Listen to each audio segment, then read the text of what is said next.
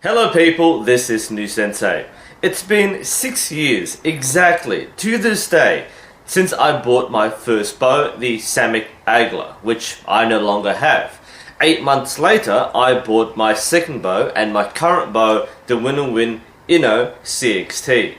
This was W&W's flagship riser for years, even before I bought it. Since then, it's been supplanted by new releases, namely the W&W line with the Nano Max and the Nano TFT.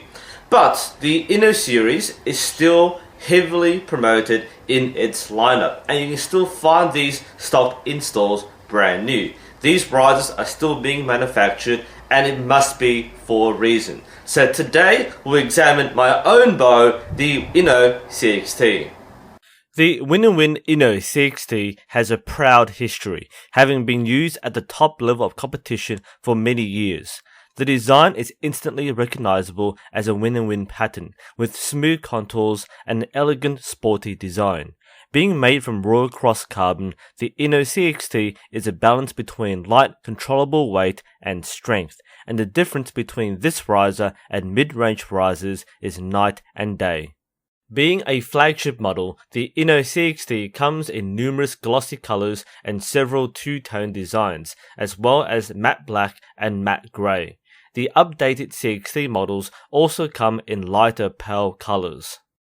The Inno CXT uses standard ILF limbs. The limb pocket can be adjusted horizontally using these screws. The riser comes with the standard bushings for sights, clicker and stabilizers at the top, middle and bottom, though it doesn't have the grip-based bushing that the later W&W designs have.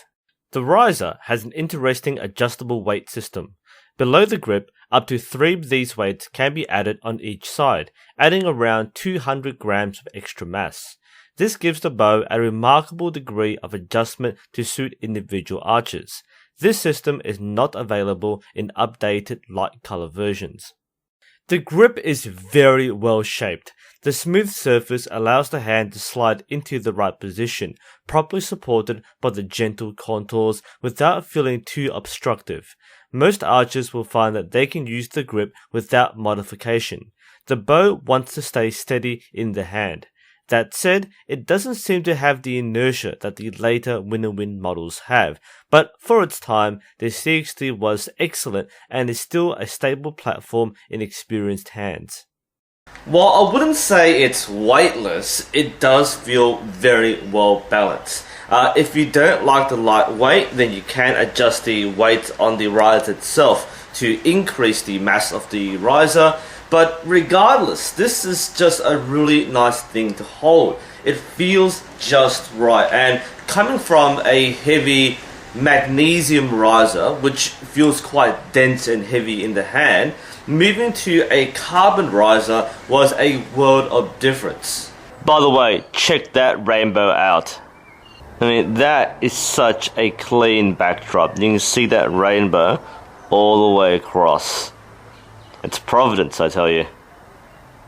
Anyway, as I was saying, everything about the Inno CXT felt right as soon as I took it out of the box. It is really a high quality deluxe riser. It comes with sleeves, it comes with a towel and a nice colorful instruction manual. It is the top line of W&W's target bows, and of course since then there's been others, but this still remains one of the best risers they have. The limbs that were released alongside the Inno CXT were the Inno EX series.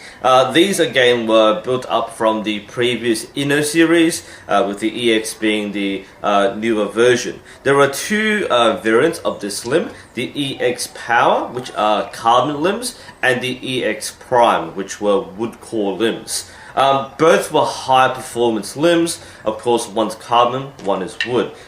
It was really down to personal preference. Wood tends to be a little gentler on the draw force curve, whereas carbon tends to be a little punchier, but I think people react differently to different materials. So that's a different discussion, but I've been using this 40-pound EX Power limbs for basically the majority of my archery career. So I'll set this up for some shooting. First, on barebow shooting. Because this is literally my own bow, I will be using my Eastern X10 for this demonstration, and rightly so. It's going to be quite luxurious, but this should be fairly well tuned. My first impression of the Inno CXT in bare-bow configuration is that it feels too light. That's what I liked about the riser when I first got it. It was very light compared to the solid aluminium and the magnesium risers at lower level, so this became quite delicate. That said, it doesn't feel right for bare bow because of its weight. Let's have a look.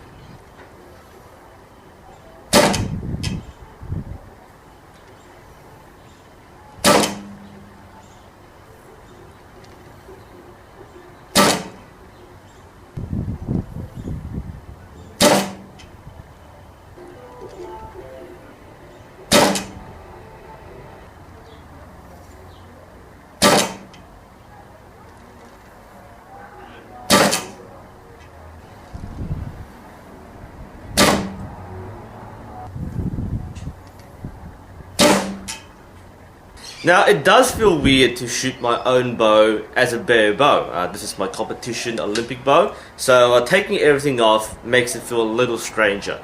That said, it is a high performance bow. It is a fast bow. The riser does feel like a good high performance vehicle, so I would expect this to perform well even without the extra stabilization.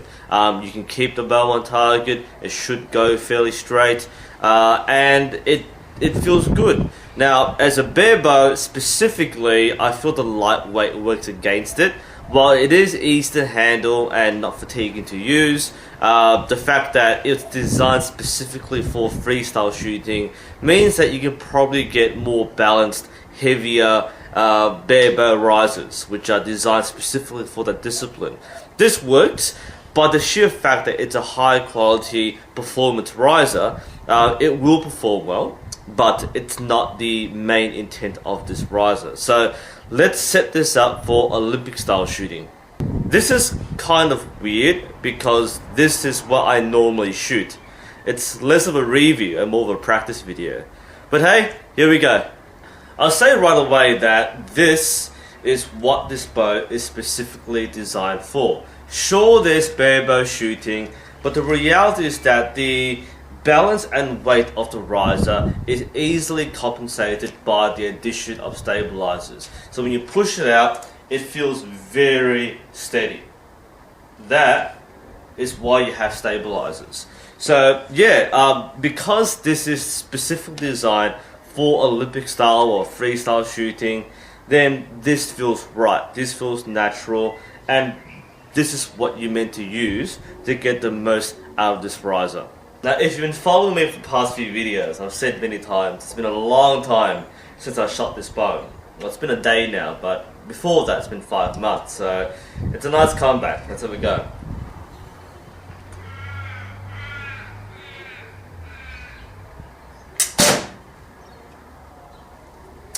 Yep, that's my bow. It's a very familiar feeling.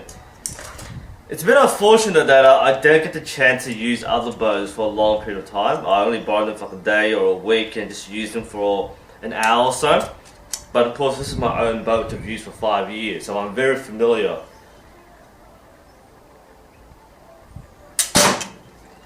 with how it handles. Oh boy, I'm missing my top stabilizer. You don't need one of these, but it doesn't hurt to have more vibration dampening. It's already good as it is. And plus it looks cooler. That's kind of why I bought it actually. I didn't really buy it for any function. I just bought it because it looks cool. Yeah. I was reading an article in one of the old magazines that I had lying around, which had all these old configurations for V-bars and stabilizers, and I'll show it to you one day. But in the meantime, there we go. That's my bow.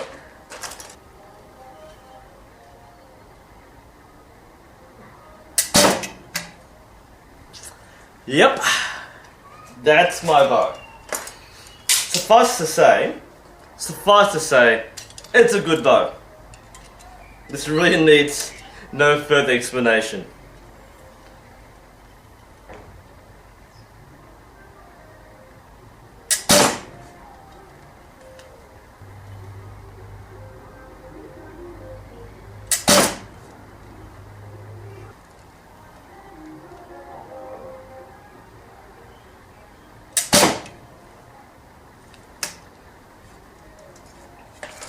Now I'm used to the sound and performance, but you can see with a well-tuned bow that's correctly set up for the shooter, absolutely smooth.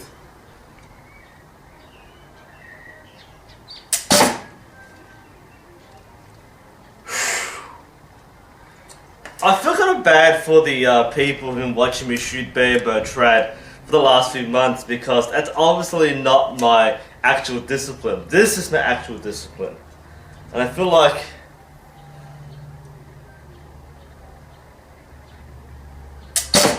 I can give a much better demonstration with this kind of bow, as much as I love the others. And I have really enjoyed my foray into trad barebow. I think it's helped me quite a bit, actually.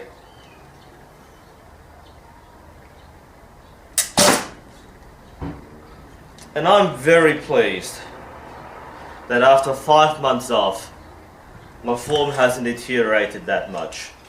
And I think, as much as the current crisis sucks, it's helped me take that mental break away from archery.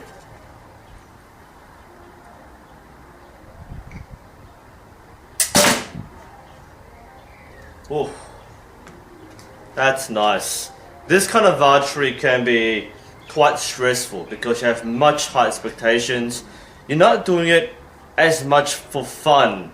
You expect results, and that can really get to you.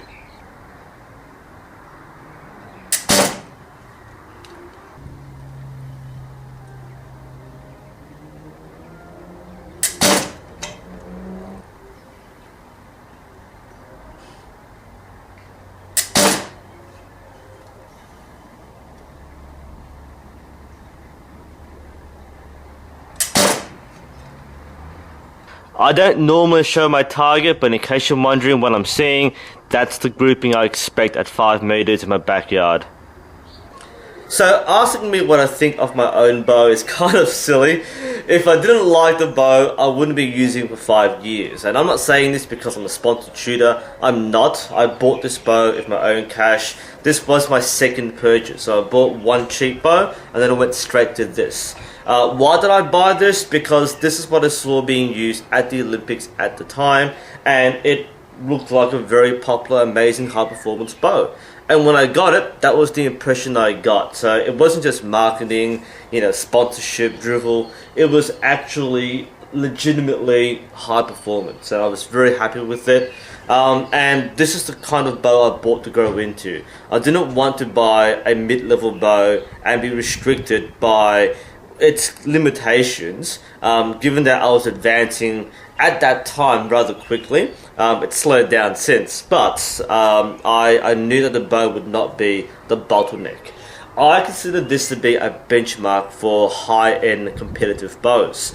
I often compare bows to this one, mostly because I've used this for the longest amount of time, but this is the standard. I think it's fair to say that W&W really led the way with the Inno series. Now there are a lot more highly competitive bows, and of course Hoyt is very competitive in the archery market, but this bow has stood the test of time. The fact that it's still being made and sold by W&W is saying a lot about its quality and design. Even if you don't think about the Inno CXT itself, the fact that its design is still seen in the AXT, which is the aluminium version. I guess it's somewhat heavier, but very much a popular bow in competitive circles, especially in Korea.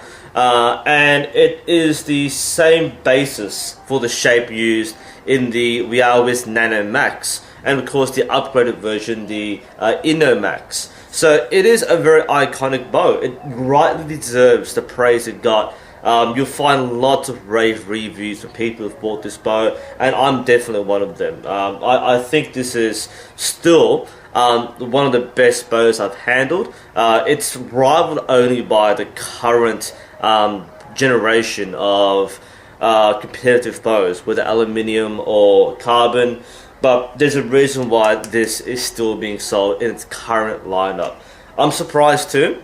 I guess the question would be, would I recommend this over the Nano Max or the Nano TFT, because all these three bows are being sold side by side. This is the oldest of the line. The TFT is the newest, and that's a really tough question. I mean, for such an old design, it's still selling at full price. This is still a competitive bow. In my personal opinion, I feel that the Nano Max is the natural progression of the Inno series. While the Inno series is still being sold separately, I think most of the marketing has gone towards the Nano Max and the current Nano TFT. The TFT, I feel, is a different line. Its design features and its shape is a branch off. It's still part of the Wiawi series, but it's a branch off, whereas the original Wiawas, the Nano Max, feels like a continuation of the Inno Max and the Inno CXT. Having shot both side by side, I find the Nano Max handles just like the CXT. That's my statement. I'm going out there right now. I feel that I don't need to recommend this bow if you can get a Nano Max. I think the Nano Max contains both the improvements in terms of construction, material and quality control, along with the familiar handling of the CXT. The TFT is a whole different ballgame, I think. I think that one is space age materials. That feels like a whole different level. Which one's better? I think they're both good in their own ways. If I bought my bow today, I'd probably go for the TFT, just to be honest. But if I were to upgrade a bow from today, I'd probably go to the Nano Max. I feel that the Nano Max will be more familiar if you've been using the mid-level SF bows or the W&S bows, or you're going from like a CXT and you're just replacing the riser with something else. So yeah, the Nano Max is a natural continuation. I feel that if I had to choose or recommend between TFT, Nano Max and CXT, the Nano Max is right in the middle, and I think that will please more people. Not saying the TFT is bad, but it's an excellent bow if you want to go that way. And the CXT, if you can still get this, or if you find it lying around second hand, top bow. This will still stand toe to toe with the current generation of competitive risers. So there we go. That's my opinion of my own bow. Hope you enjoyed that and found it helpful. This is New Sensei. Thanks for watching, and I'll see you next time.